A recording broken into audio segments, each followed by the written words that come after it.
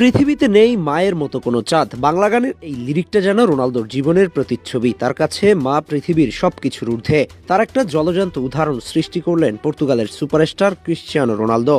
একজন খেলোয়াড় হিসেবে ক্রিশ্চিয়ানো রোনালদো ভালো খারাপ দুই গুণের অধিকারী। কখনো আগ্রাসন, আবার কখনো প্রতিপক্ষ খেলোয়াড়ের উপরে চড়াও হওয়া, কখনো বা মাঠে মারাত্মক লেভেলের কর্মকাণ্ড করে বসা। কিন্তু একজন ব্যক্তি ক্রিশ্চিয়ানো রোনালদোকে আপনি কি আসলেই জানেন? তার সম্পর্কে আপনি কতটুকু ধারণা রাখেন? শুধুমাত্র একটা কথার কারণে তার সাবেক প্রেমিকা ইরিনা শায়কের সঙ্গে করেছিলেন ব্রেকআপ।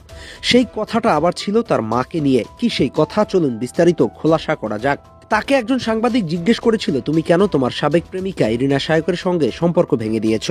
জবাবে ক্রিশ্চিয়ানো রোনালদো জানিয়েছিল, সে আমার মায়ের জন্মদিনে আসেনি, উল্টো আমাকে প্রশ্ন করেছিল, তোমার মা কি সবসময় তোমার সঙ্গে নিয়ে যেতে হবে?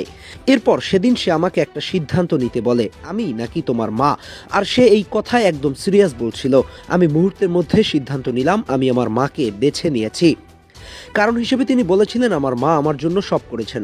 আমার যখন কিছুই ছিল না, তিনি আমার পাশে ছিলেন। তিনি দিনরাত পরিশ্রম করেছেন আমার জন্য। আমি আমার মাকে ছেড়ে কোনোদিনও যাব না।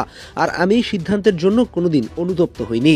রোনালদোর এই কথাগুলোর মানে বুঝেন? একজন ক্রিশ্চিয়ানো রোনালদো তার জীবনে মাকে কতটা সম্মান, শ্রদ্ধা আর ভালোবাসা দিয়েছে, এটার একটা জীবন্ত উদাহরণ সৃষ্টি করলেন।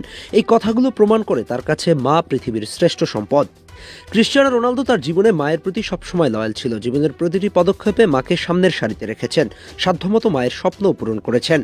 কখনো সারপ্রাইজ দিয়েছেন কোটি টাকার গাড়ি, কখনো ক্ষুদ্র কিছু, কিন্তু মাকে সবসময় আগলে রেখেছেন পরম মমতায়।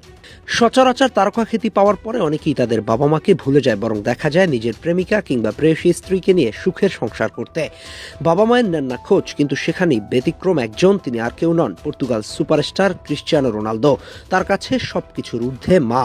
আপনি তার হাজারটা সমালোচনা করতেই পারেন, কিন্তু মানুষ হিসেবে তার ক্যারিয়ারের বাইরেও রয়েছে হাজারটা প্রশংসা পাওয়ার মতো কাজ। তিনি বিশ্বে নিপীড়ন সহ্য করা প্রতিটি মানুষের পক্ষে কথা বলেছেন। কখনো কোনো দরিদ্র দেশে স্কুল কলেজ প্রতিষ্ঠা করে দিয়েছেন। তার খরচে সেখানকার বাচ্চারা লেখাপড়া করেছেন।